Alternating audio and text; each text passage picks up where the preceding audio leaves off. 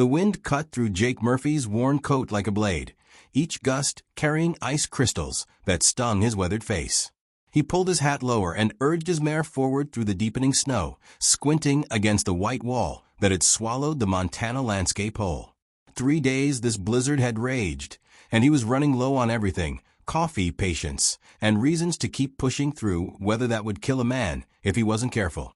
His ranch sat another 2 miles ahead, a modest spread he'd carved out of nothing with his own broken hands and a stubbornness that ran deeper than the permanent ache in his left leg. The leg that reminded him daily of the war, of the cannonball that had shattered bone and dreams alike.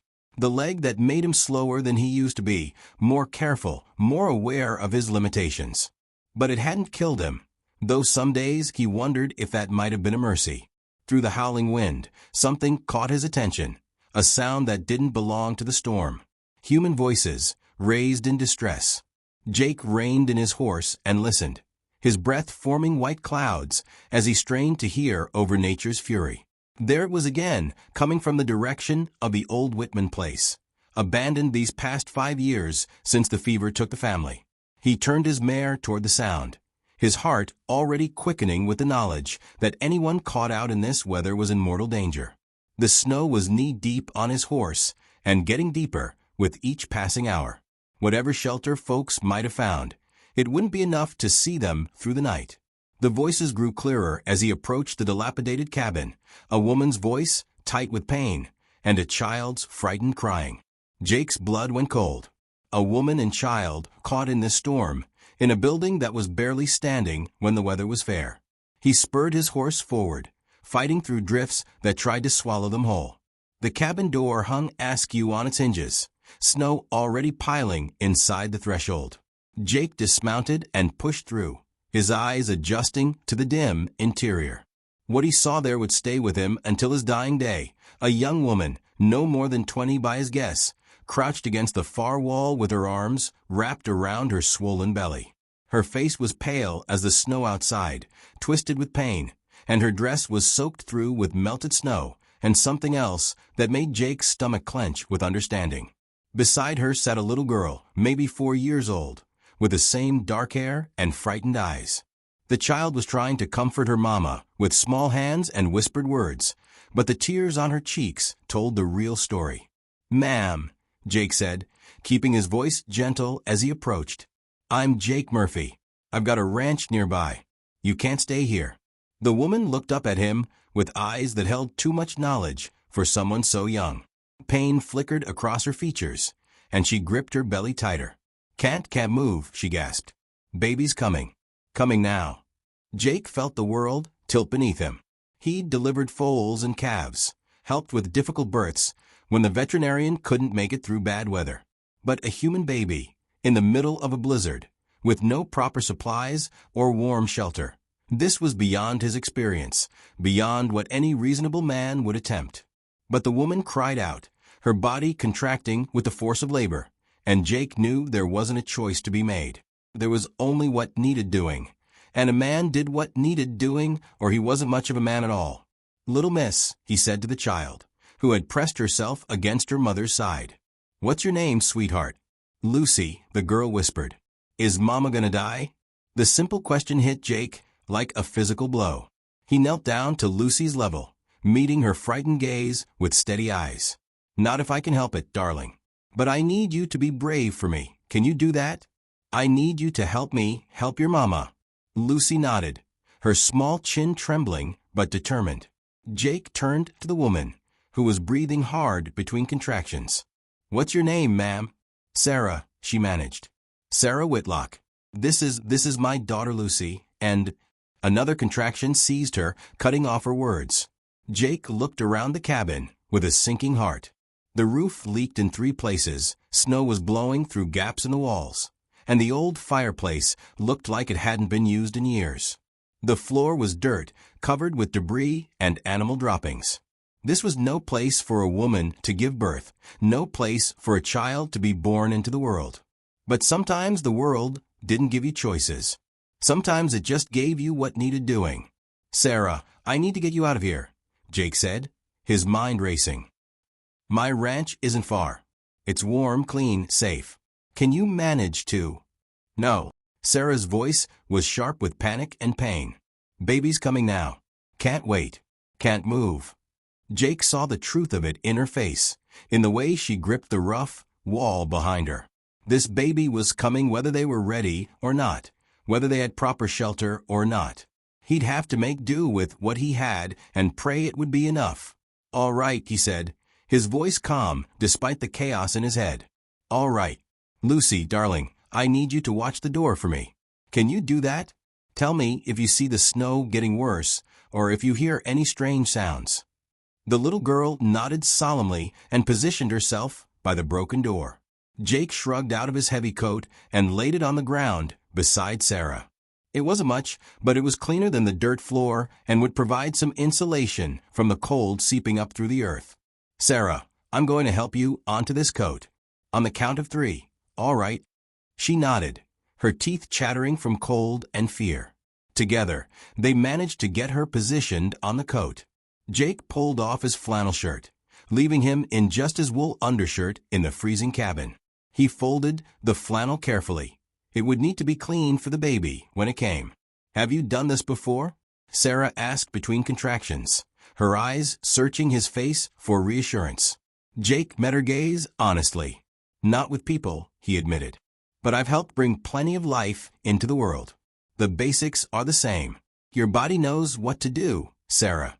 I'm just here to catch. She managed a weak smile at that, and Jake felt something shift in his chest. This woman, in pain and fear, alone with a small child in a blizzard, still had the strength to smile, still had the grace to find humor in their impossible situation. The labor progressed quickly, too quickly for Jake's peace of mind. Sarah tried to muffle her cries, clearly worried about frightening her daughter, but the pain was overwhelming. Jake found himself talking to her, his voice low and steady, telling her stories about his ranch, about the horses he raised, about the sunrise over the mountains on clear mornings. Anything to keep her focused, to remind her that there was a world beyond this pain, beyond this moment. Mama. Lucy called from her post by the door. Snow's getting real deep. That's all right, sweetheart. Jake called back. We're doing fine in here. But they weren't doing fine. The temperature was dropping as the storm intensified, and Jake could see his breath in the air. Sarah was losing strength with each contraction, her lips taking on a bluish tinge that spoke of dangerous cold. The baby, when it came, would be born into conditions that could kill it within minutes. Jake made a decision that went against every instinct he had. He moved closer to Sarah, positioning himself to shield her from the worst of the wind blowing through the gaps in the walls. He pulled his undershirt off and wrapped it around his flannel shirt, creating a makeshift nest that might keep a newborn warm enough to survive. Jake, Sarah whispered, her voice barely audible over the storm. If something happens to me, nothing's going to happen to you, he said firmly. But if it does, she insisted, her eyes locking on his. Lucy has no one else. Her father, he wasn't a good man. My family disowned me when I wouldn't marry who they chose. If I don't make it, will you make sure she's safe? The request hit Jake like a physical blow. This woman, who didn't even know him, was asking him to take responsibility for her child's life, to become a father to a little girl who would have no one else in the world. You're going to make it, he said instead of answering directly. Both of you are going to make it. But even as he said it, he felt the weight of her request settling on his shoulders. Looking at little Lucy by the door, brave and scared and alone except for her laboring mother, Jake knew he couldn't refuse. Wouldn't refuse if it came to that. I promise, he said quietly. But it won't come to that. Sarah nodded, tears mixing with sweat on her face. I can feel it, she whispered. The baby. It's coming. And it was. Jake positioned himself, his hands steady despite the cold, despite his own fear.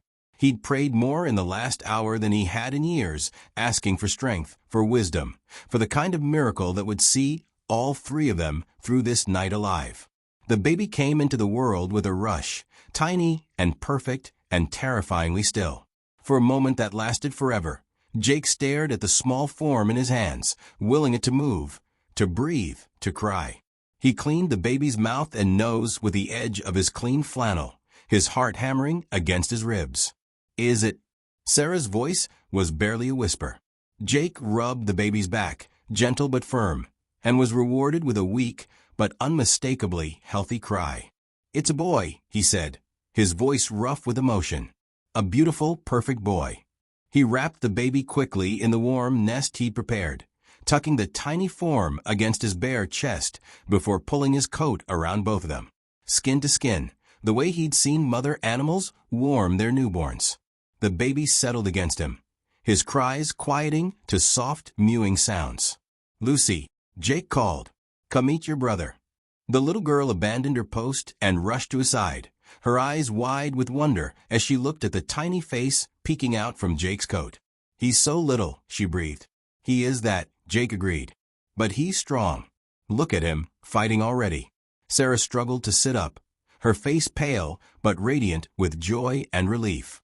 Jake carefully transferred the baby to her arms, helping her adjust her position so the child could nurse.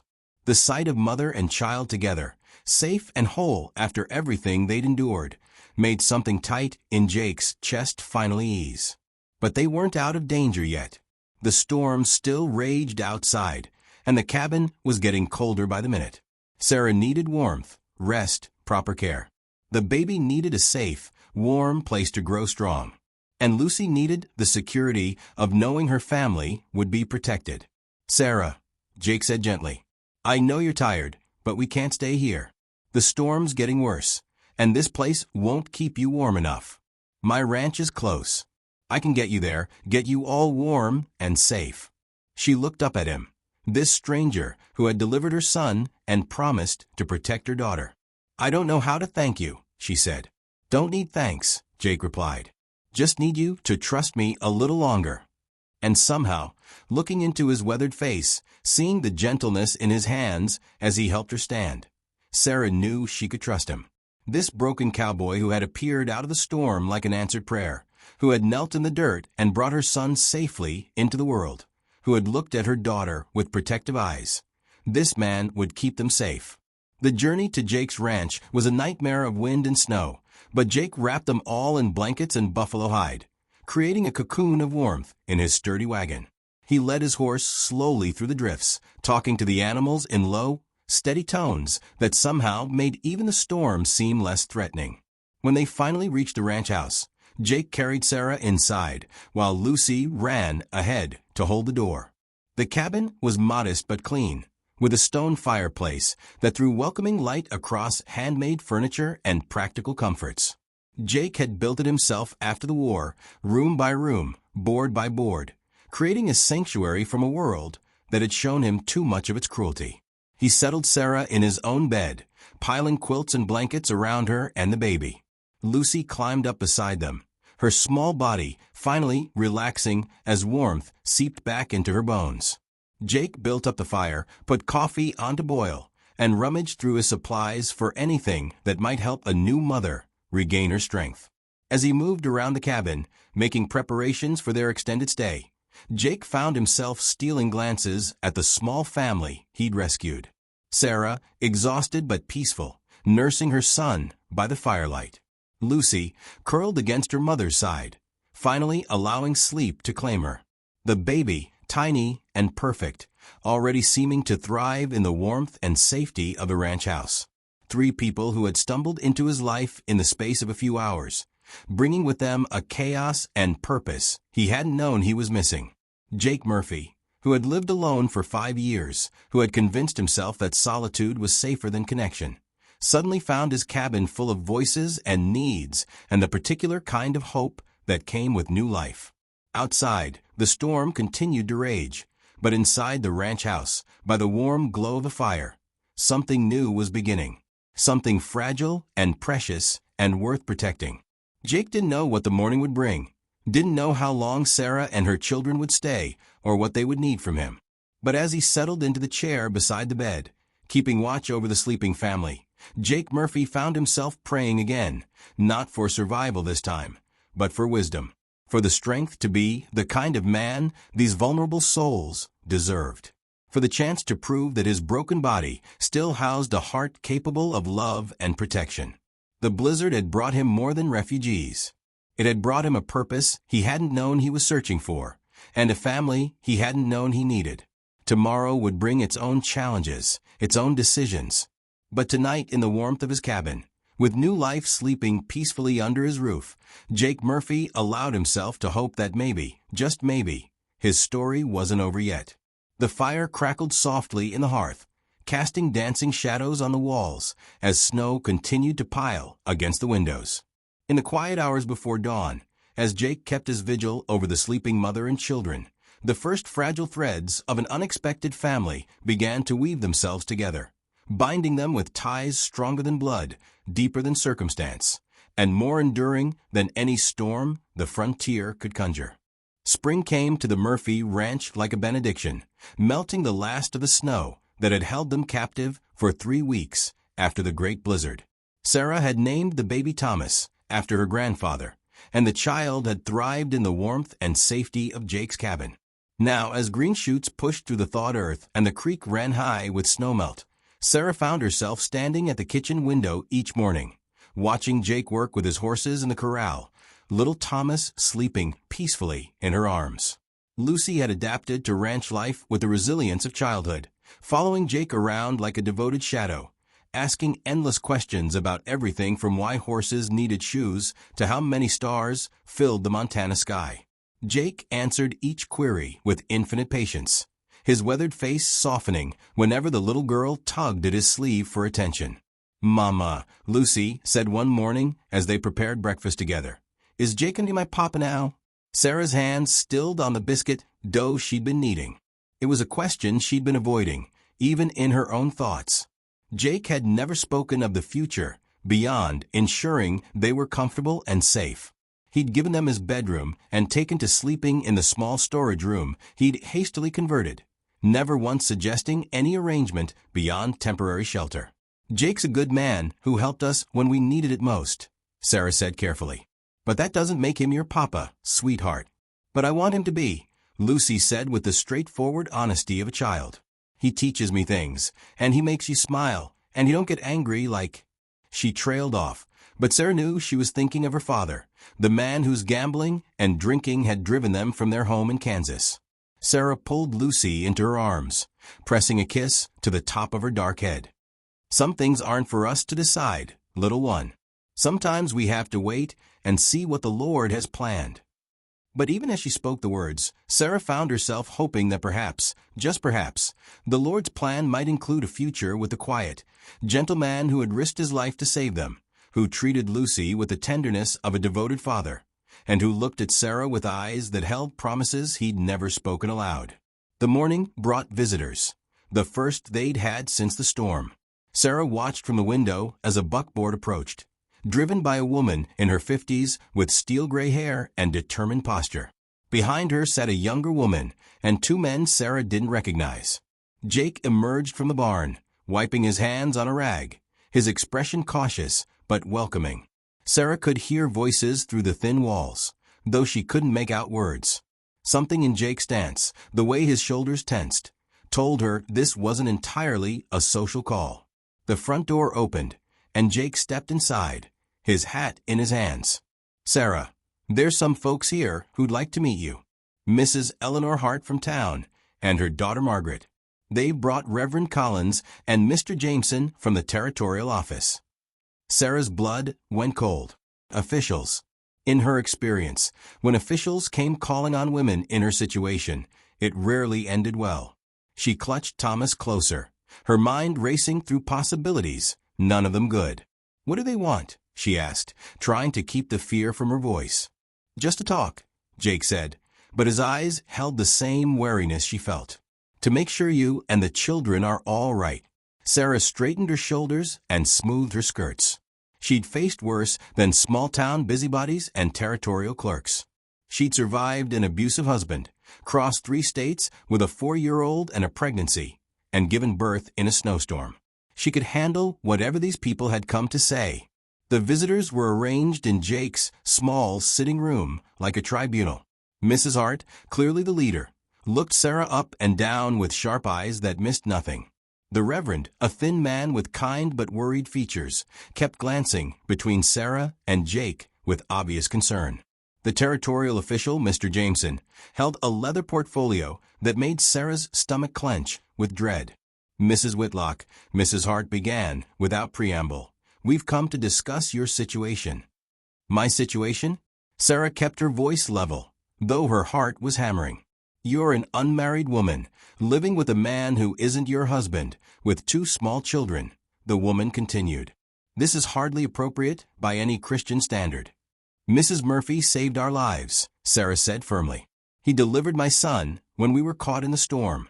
He's shown us nothing but kindness and respect." "I'm sure Mr. Murphy meant well," Reverend Collins interjected gently. "But you must understand how this appears to the community. A single woman, 2 children, no husband present." "My husband is dead," Sarah lied smoothly. It was easier than explaining that her husband was probably in some saloon in Kansas, drinking away money they didn't have while she fought to keep their children alive. "He died just before we left Kansas. I was traveling to find work when the storm caught us." Mr. Jameson opened his portfolio and pulled out several documents. "We have no record of a death certificate, Mrs. Whitlock, or of a marriage certificate, for that matter." Sarah felt the trap closing around her. She'd known this day would come, had known that small communities didn't tolerate situations they couldn't categorize and control. But she'd hoped for more time, for a chance to figure out a solution that wouldn't destroy the fragile peace they'd found. "What exactly are you suggesting?" Jake's voice was calm, but Sarah could hear the steel underneath. Mrs. Hart's expression softened slightly as she looked at him. "Mr. Murphy, you're a good man, a war hero, a respected member of this community. But housing an unmarried woman with 2 children, it reflects poorly on your character and hers. People are talking." "Let them talk," Jake said flatly. "It's not that simple," Mr. Jameson said, consulting his papers. "There are territorial laws about moral conduct, about the welfare of children. If Mrs. Whitlock cannot prove her marriage or provide adequate guardianship documentation for these children." "What are you saying?" Sarah's voice was barely a whisper. "We're saying that the children might be better served in proper Christian homes," Mrs. Hart said, her tone gentling, as if she were delivering good news. "My daughter Margaret and her husband have been praying for a child. They could provide Lucy with every advantage: education, proper moral guidance, a stable home." Sarah felt the world tilt beneath her feet.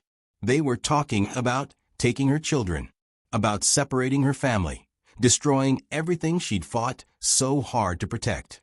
"No," she said, her voice growing stronger with each word. "No, you cannot take my children. I'm their mother." "A mother who has no legal standing, no proper home, no means of support," Mr. Jameson said, not unkindly, but with the bureaucratic efficiency of a man who'd had this conversation before. "The territorial government has a responsibility to ensure the welfare of all children within its borders." Jake stepped forward, placing himself between Sarah and the visitors. "These children have a home. They have support. They're loved and cared for." "By you, Mr. Murphy?" Mrs. Hart asked pointedly.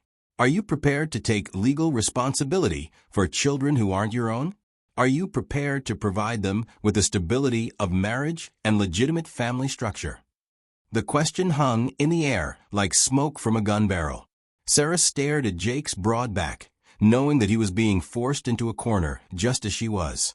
They were asking him to choose, to either abandon the family he'd rescued or commit to them in a way that would change his entire life. Lucy, who had been playing quietly in the corner with a cornhusk doll Jake had made her, suddenly appeared at Sarah's side. "Mama, why is everyone talking so serious?" Sarah gathered her daughter close, her throat tight with unshed tears. "Just grown-up talk, sweetheart." But Lucy looked around at all the serious adult faces, her young mind sensing the tension even if she couldn't understand it. "Are they going to take us away from Jake?" she asked, her voice small and scared. The innocent question shattered the polite pretense that had governed the conversation. Mrs. Hart had the grace to look uncomfortable, while Reverend Collins shifted uneasily in his chair. "We're only trying to do what's best for everyone involved," the Reverend said quietly. "What's best?" Jake said, his voice carrying the kind of quiet authority Sarah had learned to recognize, "is keeping this family together." "Then marry her," Mrs. Hart said bluntly. "If you want to keep these children under your roof, marry their mother and make it legal. Make it proper." The words echoed in the small room like thunder. Sarah felt her cheeks burn with mortification. To have her future discussed like a business transaction. To have Jake cornered into a decision he'd never asked to make. It was humiliating beyond bearing. "You can't force a man to marry," she said, her chin lifting with what dignity she could muster. "And I won't be the cause of trapping anyone into a life they didn't choose." Jake turned then, his blue eyes meeting hers with an intensity that made her breath catch. "What if it's not a trap?" he asked softly. "What if it's a choice I want to make?" The room went silent except for the ticking of the mantel clock and the soft cooing sounds Thomas made in his sleep. Sarah stared at Jake, searching his face for any sign that he was saying what he thought others wanted to hear rather than what he actually felt. "Jake," she whispered, "you don't have to."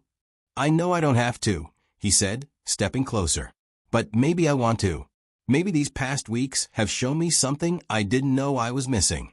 Maybe having you and Lucy and Thomas here has made this house feel like a home for the first time since I built it." Mrs. Hart leaned forward, her expression satisfied. "Then it's settled. Reverend Collins can perform the ceremony this very afternoon." "No," Sarah said firmly, surprising everyone, including herself. "No, it's not settled.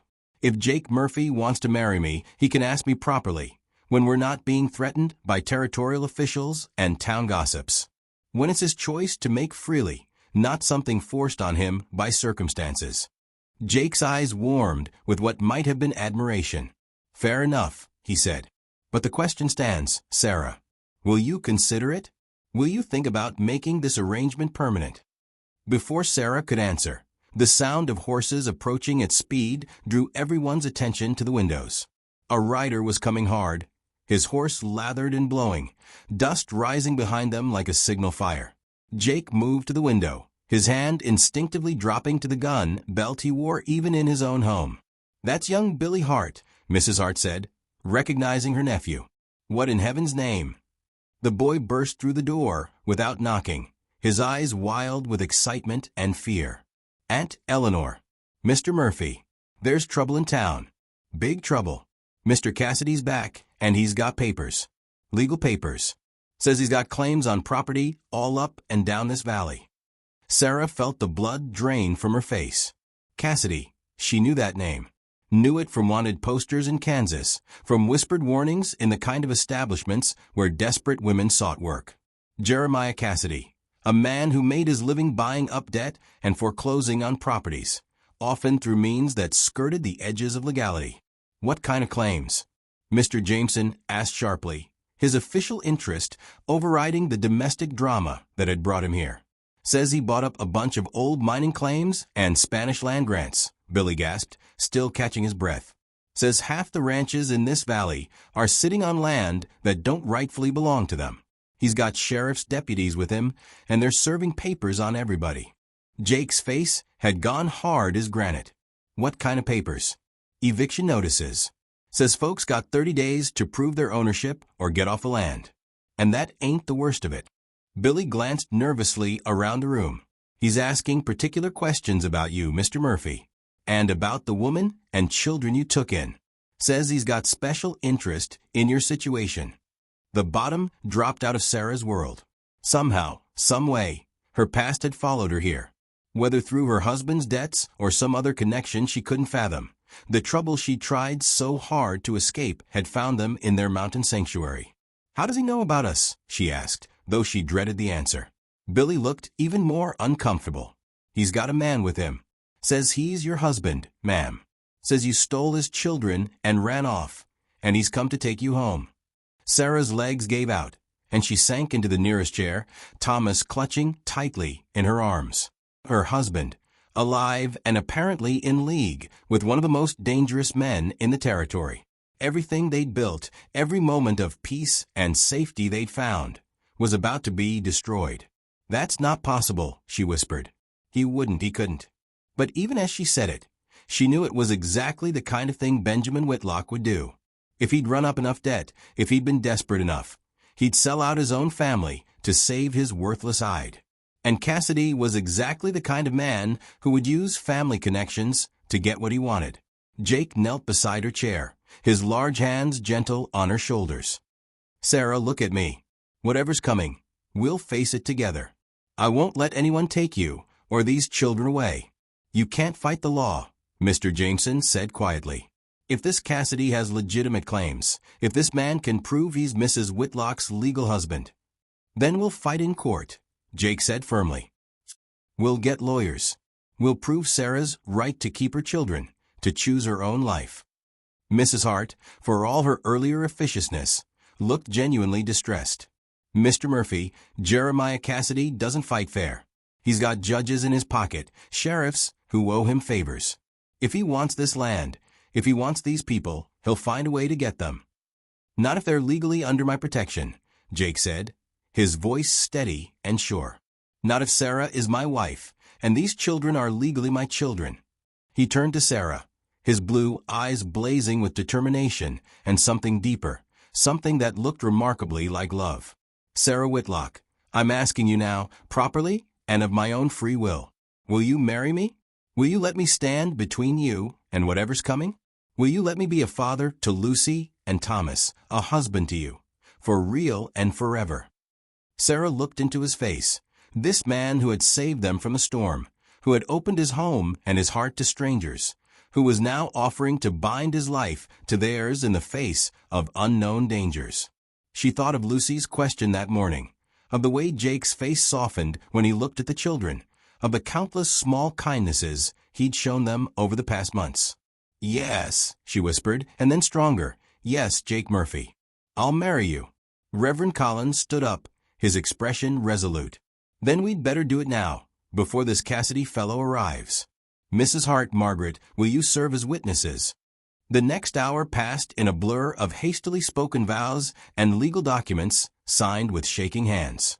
Sarah found herself married to Jake Murphy in her everyday dress, with Lucy as their flower girl and Thomas sleeping peacefully through the entire ceremony. It wasn't the wedding she'd once dreamed of as a young girl, but it was real, and it was a promise of protection and partnership that meant more than any romantic fantasy. As Jake slipped a simple gold band on her finger, his mother's ring, he explained quietly, Sarah felt a weight settle on her shoulders that wasn't burden, but responsibility. She was no longer just fighting for herself and her children. She was part of something larger now, part of a family that would stand together against whatever threatened them. The sound of approaching horses interrupted their brief celebration.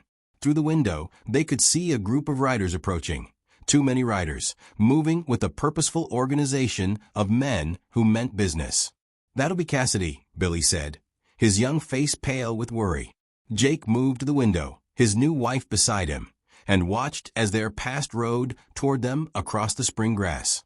Whatever came next, they would face it as husband and wife, as a family united against a storm. "Remember," Jake said quietly, his hand finding Sarah's and squeezing gently, "whatever he says, whatever he claims, you're Mrs. Murphy now. You're under my protection, and I don't give up what's mine." Sarah looked at her new husband, this broken cowboy who had chosen to bind his fate to hers, and felt something she hadn't experienced in years, hope. Not just the desperate hope of survival, but the deeper hope of belonging, of having found a place and a person worth fighting for. Outside, Jeremiah Cassidy and his men drew closer, bringing with them threats and challenges that would test every bond they'd forged. But inside the Murphy ranch house, a new family stood ready to face whatever came, bound together by vows spoken in haste, but sealed with love that had grown slowly and surely through the long winter months. The real battle for their future was about to begin. Jeremiah Cassidy rode into the Murphy ranch yard like a conquering general, his black coat billowing behind him, and his pale eyes surveying the property with the calculating gaze of a man accustomed to taking what he wanted.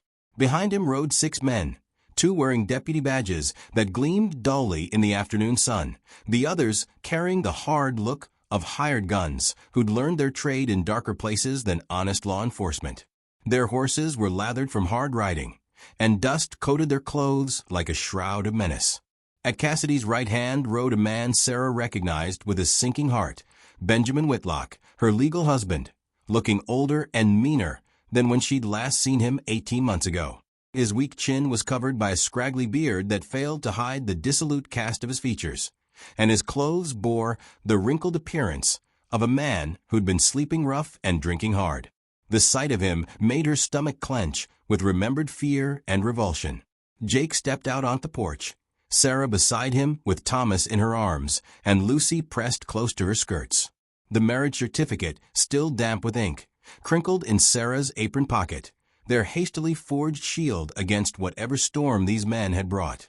Behind them, Mrs. Hart, her daughter Margaret, Reverend Collins, and Mr. Jameson clustered in the doorway, their earlier confidence evaporating in the face of armed men and legal threats. "Murphy," Cassidy called out, not bothering to dismount. His voice carried the cultured accent of an educated man, which somehow made his presence more threatening rather than less. "I believe you have something that belongs to my associate here." "Don't see how that's possible," Jake replied, his voice carrying across the yard with calm authority. His right hand hung loose at his side, deceptively casual but ready to draw if needed. "Everything on this ranch belongs to me and my family." Cassidy's thin lips curved in what might have been a smile, revealing teeth that were too white and too sharp. "Your family? That's interesting, because according to territorial marriage records, this woman is still legally bound to Benjamin Whitlock here. Any ceremony performed without proper dissolution of that prior union would be invalid under territorial law." Sarah felt the ground shift beneath her feet. She'd known her marriage to Benjamin had never been formally dissolved, but she'd hoped, prayed, that it wouldn't matter. That somehow the distance and time would have severed those legal bonds, as surely as Benjamin's cruelty had severed any emotional ones. "That marriage ended when he abandoned his family," Jake said, his hand moving to rest on the butt of his Colt. The movement was subtle, but unmistakable to anyone who understood the language of the frontier. "When he left them to starve while he drank away every cent they had. When he raised his hand to a woman carrying his child." "Abandonment is a serious accusation," one of the deputies said, consulting a sheaf of papers that rustled in the mountain breeze. His voice held the bureaucratic tone of a man more comfortable with paperwork than confrontation. "Do you have documentation of such abandonment? Witnesses? Legal proceedings filed with proper authorities?" "I got the witness of my own eyes," Jake replied, his blue gaze never leaving Cassidy's face. "I got a woman and 2 children who nearly died in a blizzard because they had nowhere else to go. I got the testimony of every person in this valley who's seen how these children have thrived under proper care." Benjamin Whitlock finally spoke, his voice carrying the wheedling tone Sarah remembered too well, the voice he used when he wanted something, when he was trying to manipulate his way out of consequences. "Now, Sarah, honey, you know that ain't how it happened. I was just trying to make our fortune, trying to set us up proper. You got scared and ran off before I could explain my plans." "Explain what?" Sarah found her voice, surprised by the steadiness in it. The months of safety and care had given her back the strength she'd thought Benjamin had beaten out of her forever. "Explain why you gambled away the money for Lucy's medicine when she had the fever? Explain why you sold our furniture to pay your drinking debts? Explain why you struck me when I begged you to think of your unborn child." "A man's got a right to discipline his wife when she gets hysterical," Benjamin said, his voice hardening with the edge Sarah remembered from their worst fights. "Just like he's got a right to his children. These are my children, Murphy. That boy especially, he's my blood, born of my lawful wife." "No," Lucy said suddenly, her young voice cutting through the tension like a blade. She stepped out from behind Sarah's skirts, her small chin raised with defiance that would have made her mother proud. "You're not my papa. Jake is my papa. You're the mean man who made Mama cry and threw things at the wall." Benjamin's face darkened with anger, and Sarah saw his hand clench into a fist, the same gesture that had preceded so many nights of pain and fear. "You get over here, girl. Your mama's filled your head with lies about your own father, but I'm going to set you straight. I'm going to teach you proper respect." "She's not going anywhere," Jake said, stepping forward. His movement was subtle but significant, positioning himself between the mounted men and his family, his body language shifting from cautious to protective. The change was so fundamental that even the horses seemed to sense it, several of them dancing nervously under their riders. Cassidy watched this exchange with the detached interest of a man studying pieces on a chessboard, his pale eyes calculating odds and possibilities. "Mr. Murphy, you seem to be a reasonable man. A war veteran, I understand. You know how the law works, how territorial authority functions. These children belong to their legal father. This woman belongs to her legal husband. Any attempt to interfere with those rights would be obstruction of justice, punishable by territorial courts." "What's your interest in this, Cassidy?" Mrs. Hart demanded from where she and the Reverend still stood on the porch. Her voice carried the authority of a woman accustomed to speaking her mind in community affairs. "Since when do you concern yourself with domestic disputes between married folks?" Cassidy's smile widened, and something cold and predatory flickered in his pale eyes. "Mr. Whitlock owes me a considerable sum of money, debts incurred over several months of unfortunate gambling and poor business decisions.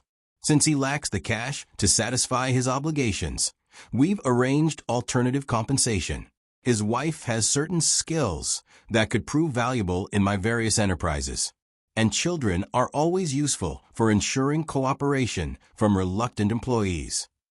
The casual way he spoke of trafficking a woman and children sent a cold rage through Jake that was different from any anger he'd felt before, different from the hot fury of combat or the quick flash of temper that came with frontier disputes. This was the deep, abiding wrath of a man who'd found something worth protecting and would kill to keep it safe. "Over my dead body," Jake said quietly, his voice carrying the absolute conviction of a man who'd faced death before and wasn't afraid to face it again. "That can be arranged," one of Cassidy's men replied, his hand dropping to his gun with practiced ease. The gesture sent ripples of tension through the yard as other hands moved toward weapons.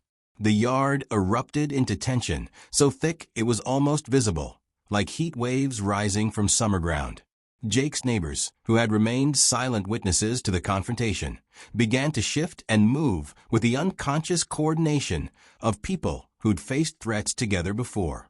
Mrs. Hart stepped closer to Sarah and the children, placing her own body between them and the mounted men. Reverend Collins moved to flank Jake's position, his normally gentle demeanor hardening into something more determined. Even young Billy Hart, barely 16, edged toward a position where he could be useful if violence erupted. Now, Cassidy said, raising a hand in mock peace, his cultured voice taking on the patronizing tone of a man addressing children. "No need for bloodshed. The law is quite clear on these matters. Mr. Whitlock has legal standing to reclaim his family. The territorial court will support his claim. Any resistance would be futile and costly." "What court?" Jake asked, his voice steady despite the guns pointed in his direction. "What judge?" "Judge Hawthorne in Clear Fork," the deputy replied, consulting his papers with nervous efficiency.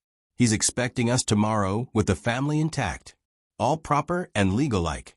Sarah knew that name, knew Judge Hawthorne's reputation for corruption, and his willingness to rubber-stamp any decision that came with sufficient financial incentive. Stories circulated through the communities of women who'd lost children to his court, of families torn apart by his rulings, of justice sold to the highest bidder. Cassidy had clearly done his homework, arranged his pieces, bought his officials. This wasn't justice. It was elaborate theft dressed up in legal clothing. "There's another way," Jake said suddenly, his voice cutting through the tension with unexpected authority. "Territorial law recognizes trial by combat in cases where corruption is suspected. I challenge the legitimacy of this proceeding and demand satisfaction under frontier justice." Cassidy's composure slipped for the first time, his pale eyes narrowing with calculation as he considered this unexpected development. Trial by combat is an archaic provision, Murphy, rarely invoked and only under very specific circumstances that require extensive documentation. Circumstances like a corrupt judge being paid to steal children from their mother, Jake replied, his voice gaining strength as the legal ground solidified beneath him. Circumstances like a woman being sold to satisfy debts she didn't incur. Circumstances like armed men threatening peaceful citizens on their own land. I'd say those circumstances apply. Even if such a challenge were valid, Cassidy said carefully, his lawyer's mind working through the implications, it would require formal accusations of corruption filed with territorial authorities. It would require witnesses, evidence, due process that could take months to complete. I'll witness, Mrs. Hart said firmly, stepping forward with the determination of a woman who'd run community affairs for 20 years. I'll testify before any court that this whole proceeding stinks of bribes and threats. I'll swear that these men came here to steal children, not to uphold any law. And I'll witness that Benjamin Whitlock abandoned his family and left them to die, Reverend Collins added, his normally gentle voice hard with moral outrage. I'll swear before God and man that this woman and these children deserve better than being sold like cattle to satisfy gambling debts. One by one, Jake's neighbors stepped forward, adding their voices to the growing chorus of opposition. Tom Bell, the blacksmith from town, who'd ridden out to see what the commotion was about. Dr. Mills, who'd helped deliver several babies in the valley and understood the bonds between mothers and children. Even some of the younger men who worked various ranches, drawn by the news of trouble spreading through the community's informal communication network. This is highly irregular, the deputy protested, but his voice lacked conviction. He was clearly out of his depth, unprepared for organized resistance to what should have been a simple property recovery. Mr. Cassidy, maybe we should reconsider. What's irregular? Jake said, his voice carrying across the yard with the authority of a man accustomed to command. Is a territorial court being used to traffic women and children? What's irregular is a judge taking bribes to break up families. What's irregular is armed men threatening peaceful citizens on their own land with forged documents. Cassidy's face had gone cold and hard, the mask of civilization slipping to reveal the predator beneath. His pale eyes flickered with the kind of rage that came from being thwarted by people he considered beneath his notice. You're making a serious mistake, Murphy. I have resources you can't imagine. I have connections that reach all the way to the territorial capital. Cross me, and I'll destroy not just you, but everyone who stands with you. I'll see this entire valley burned out and scattered. You're welcome to try, Jake replied, his own anger now fully visible but controlled, like banked coals ready to burst into flame.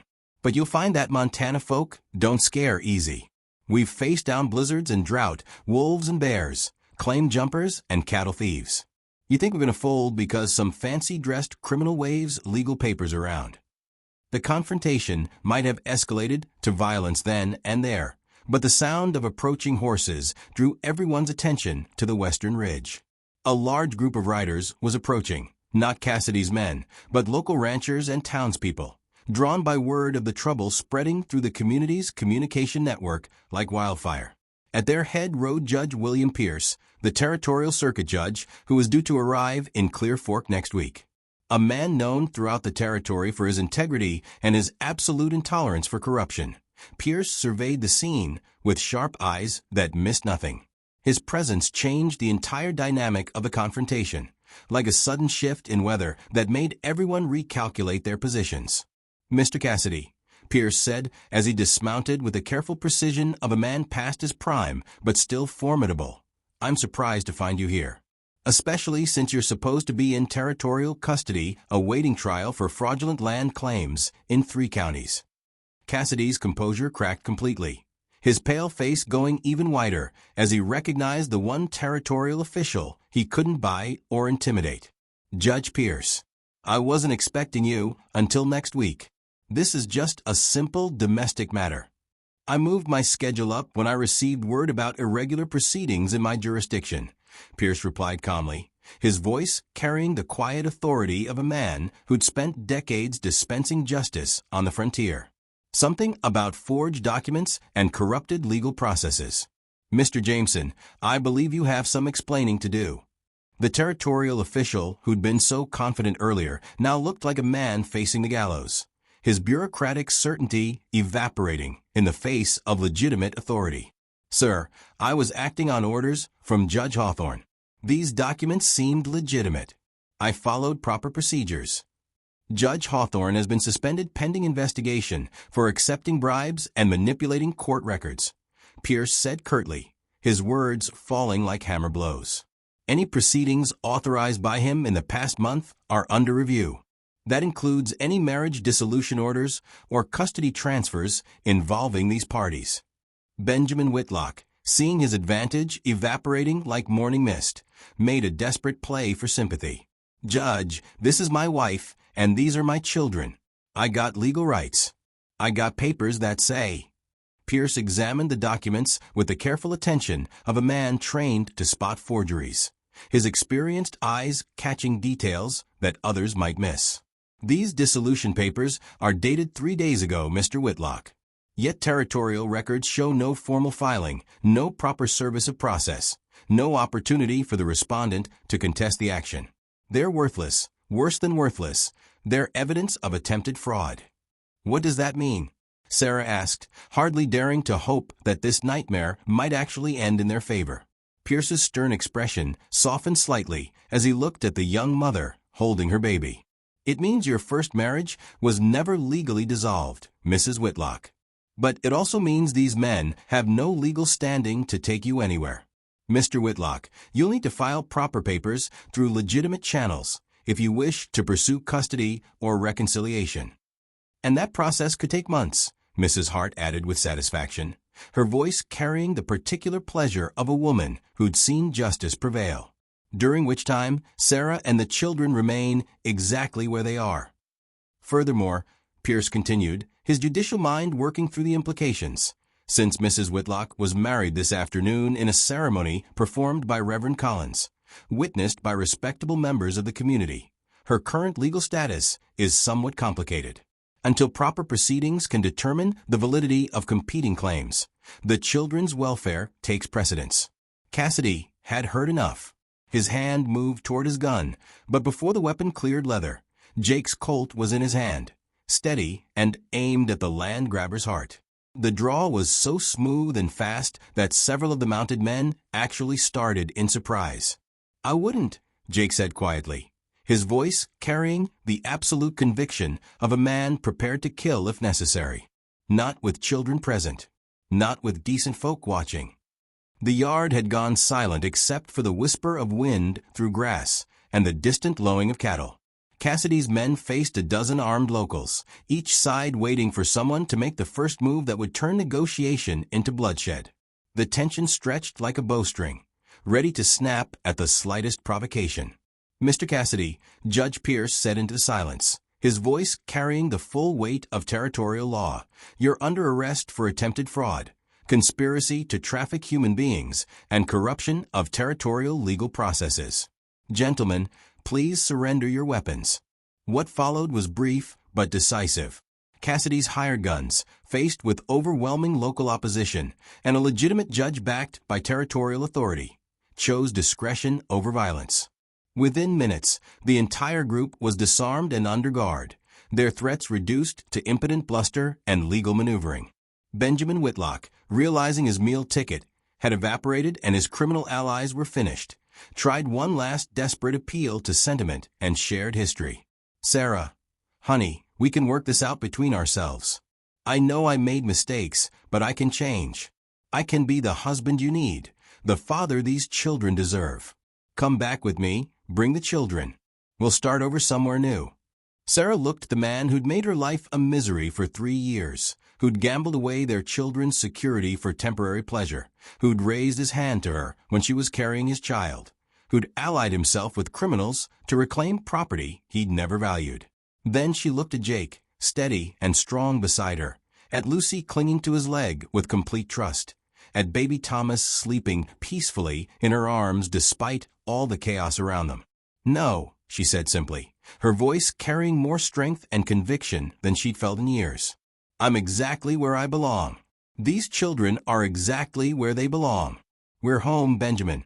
For the first time in our lives, we're truly home." Judge Pierce smiled at that, a warm expression that transformed his stern features and reminded everyone present that justice could be merciful as well as firm. "Mrs. Murphy, I understand congratulations are in order. Reverend Collins tells me he performed a marriage ceremony this afternoon." "Yes, sir," Sarah replied, unconsciously straightening her shoulders with the pride of a woman who'd found her place in the world. "Jake Murphy is my husband, and these are our children." Then, as far as territorial law is concerned, that settles the immediate matter, Pierce declared with the finality of judicial authority. "Mr. Whitlock, you're free to file for divorce proceedings through proper channels. But until such time as a legitimate court rules otherwise, Mrs. Murphy's custody of her children stands. Any attempt to interfere with that custody will be met with the full force of territorial law." The aftermath was swift and final. Cassidy and his men were taken to town under heavy guard to await transport to territorial prison, their dreams of easy money and illegitimate power dissolving like frost in morning sun. Deprived of his criminal associates and legal guises, Benjamin Whitlock slunk into the encroaching dusk, already formulating his next plan, but certain that this particular opportunity had been lost forever. As the sun set over the Murphy ranch, painting the sky in shades of gold and crimson that spoke of autumn's approach, the community began to disperse. Neighbors stopped to congratulate the newlyweds and offer their support for whatever challenges might come. Mrs. Hart, in a display of grace that surprised Sarah, formally welcomed her to the community and invited the family to Sunday dinner the following week. Dr. Mills examined baby Thomas and pronounced him thriving, while Tom Bell promised to come by next week to help Jake repair some storm damage to the barn. The bonds of community, tested by crisis, had proven strong enough to protect their own against outside threats. Jake stood on his porch, his arm around his wife's shoulders, watching their neighbors ride away under a sky painted with the colors of autumn. Lucy had finally succumbed to exhaustion and was sleeping against his chest, while Thomas nursed contentedly in Sarah's arms. The marriage certificate, no longer just a desperate shield, but a genuine promise, rustled softly in the evening breeze. "Do you think it's really over?" Sarah asked quietly, her voice holding just a trace of the fear that had governed her life for so long. "This part is," Jake replied with the certainty of a man who'd faced his demons and won. "Cassidy won't be bothering anyone for a long time, and Benjamin, he's a coward at heart. He won't try anything without someone like Cassidy backing him up. And us." Sarah turned to look at her husband. This man who'd chosen to bind his life to hers without hesitation or reservation, who'd faced down armed men to protect a family that wasn't even legally his. "Are we going to be all right?" Jake considered the question seriously, looking out over the land they'd defended together, thinking about the family they'd forged from necessity and choice and love that had grown slowly but surely through seasons of challenge and change. "We'll be more than all right," he said finally, his voice carrying the quiet confidence of a man who'd found his purpose. "We'll be a family. A real family, built on truth and choice and protection. These children will grow up knowing they're loved and wanted. They'll learn to work this land, to value honest labor and community support. Lucy will learn to read and write and think for herself. Thomas will grow up with a father who'll teach him to be a man of honor." "And what about us?" Sarah pressed, needing to hear him say it, needing to know that their hasty marriage could become something deeper and more enduring than mere legal convenience. Jake turned to face her fully, his weathered hands gentle as they cupped her face in the dying light. "I love you, Sarah Murphy. I loved you when you were just a stranger in trouble who needed help. I loved you when you showed me how brave and strong a woman could be. I love you now as my wife, as the mother of our children, as the woman who made this house a home and gave my life meaning again." Sarah felt tears prick her eyes, but they were tears of joy, of relief, of hope finally fulfilled after years of despair. "I love you too, Jake Murphy. I love your kindness, your strength, your willingness to fight for what's right. I love the way you look at our children, The way you've given us a future we never dared dream of. I love the man you are and the father you've become." Their kiss was soft and sweet, tasting of promises and possibilities, of love that had grown from desperate necessity into something precious and enduring. Around them, the Montana landscape settled into the peaceful rhythms of evening. Cattle lowing in the distance, the creek murmuring over stones, the whisper of wind through aspen leaves that were just beginning to turn gold with autumn's approach. When winter came again, it would find them ready. The Murphy Ranch was well stocked with supplies, the family bonds were strong and tested by fire, and the community had proven its willingness to stand together against threats from outside. Sarah would teach Lucy her letters by the firelight, while Jake showed Thomas how to walk and talk. They would face the cold months, not as strangers thrown together by circumstance, but as a family united by choice and sealed by love that had proven stronger than law, stronger than violence, stronger than all the forces that had tried to tear them apart. The broken cowboy who'd ridden out into a blizzard to check his stock had found more than cattle that night. He'd found a purpose, a family, a reason to believe that his story wasn't ending but beginning. The pregnant woman who'd sought shelter from the storm had delivered more than just a baby. She'd delivered hope, love, and the promise of a future built on solid ground.